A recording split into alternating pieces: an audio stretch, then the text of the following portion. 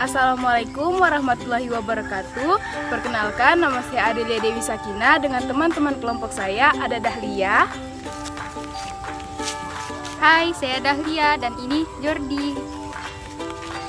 Hai, saya Jordi dan ini Suci.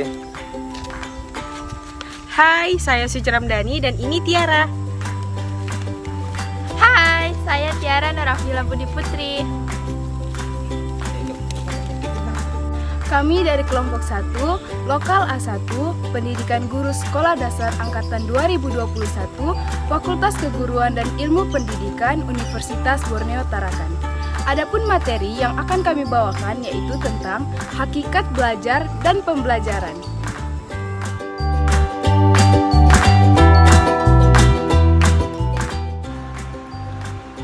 Belajar, kata belajar tidak asing lagi bagi kita. Barangkali kita sudah mendengarnya berkali-kali. Mungkin kata itu ribuan mendatang nuansa kegembiraan ke diri, tetapi juga ada kemungkinan membawa kemurungan, kebosanan, ketegangan, dan sebagainya 1000 rasa. Namun demikian, pernahkah kita mempertanyakan ke diri kita, apa sebenarnya makna kata belajar itu? Mengapa selama hidup kita disarankan untuk belajar, belajar, dan belajar?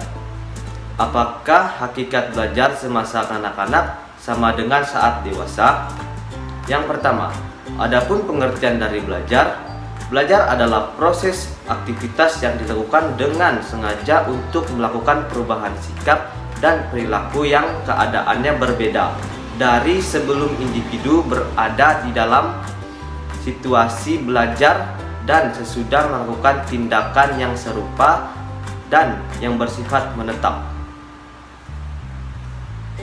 Adapun 4 ciri-ciri belajar yaitu 1. Perubahan, 2. Bersifat permanen, 3. Adanya usaha, 4. Perubahan karena proses belajar. Selanjutnya yaitu tujuan belajar. Aspek belajar atau tujuan belajar dibagi menjadi 3 domain, yaitu domain kognitif, domain afektif, dan domain psikomotorik. Domain kognitif merupakan yang mempelajari tentang pengetahuan.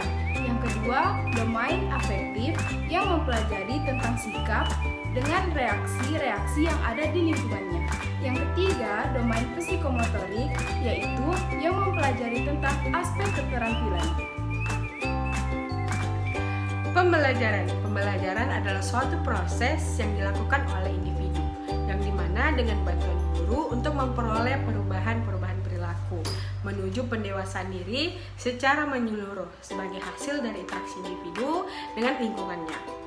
Belajar dan pembelajaran merupakan hal yang sangat penting. Dengan adanya proses belajar dan pembelajaran, maka akan terciptanya pengetahuan baru yang lebih baik. Selanjutnya, ciri-ciri pembelajaran.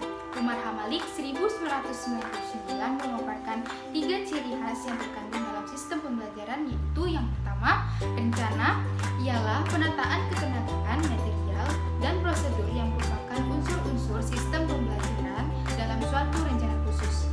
Yang kedua, kesaling ketergantungan antara unsur-unsur sistem pembelajaran yang serasi dalam suatu keseluruhan.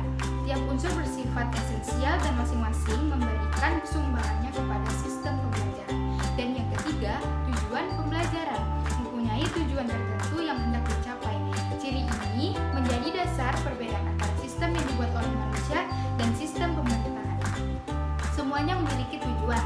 Sistem alami seperti ekologi, sistem kehidupan hewan memiliki unsur-unsur yang saling berkegantungan satu sama lain, disusun sesuai dengan rencana tertentu, tetapi tidak mempunyai tujuan tertentu. Tujuan sistem menuntun proses merancang sistem. Tujuan utama sistem mempelajaran agar siswa belajar. Tugas seseorang perancang sistem adalah mengorganisasikan tenaga, material, dan prosedur agar siswa belajar secara efisien dan efektif. Selanjutnya yaitu secara detail, di mana memiliki tujuan yaitu untuk membentuk siswa dalam suatu perkembangan tertentu.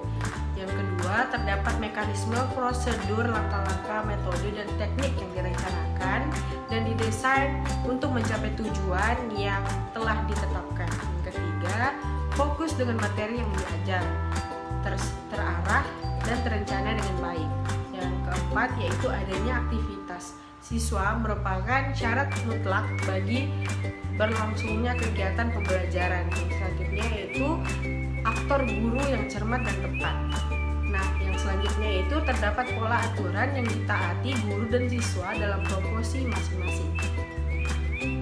Menurut para ahli belajar dan pembelajaran, menurut B.F. Skinner sebagai tokoh teori belajar operant conditioning berpendapat bahwa belajar menghasilkan perubahan perilaku yang dapat diamati, sedang perilaku dan belajar diubah oleh kondisi lingkungan. Teori Skinner sering disebut operant conditioning yang berunsur rangsangan atau stimuli, respon, dan konsekuensi. Stimuli bertindak sebagai pemancing respon, sedangkan konsekuensi tanggapan dapat bersifat positif atau negatif. Namun keduanya memperkukuh atau memperkuat reinforcement. Jadi kesimpulannya adalah proses pembelajaran yang mendidik adalah proses pembelajaran yang dilaksanakan untuk membantu peserta didik berkembang secara utuh, baik dalam dimensi kognitif maupun dalam dimensi afektif dan psikomotorik. Pembelajaran yang mendidik diorientasikan ke penguasaan ke sejumlah kompetensi oleh peserta didik, serta didasarkan sejumlah kaidah ilmu pendidikan.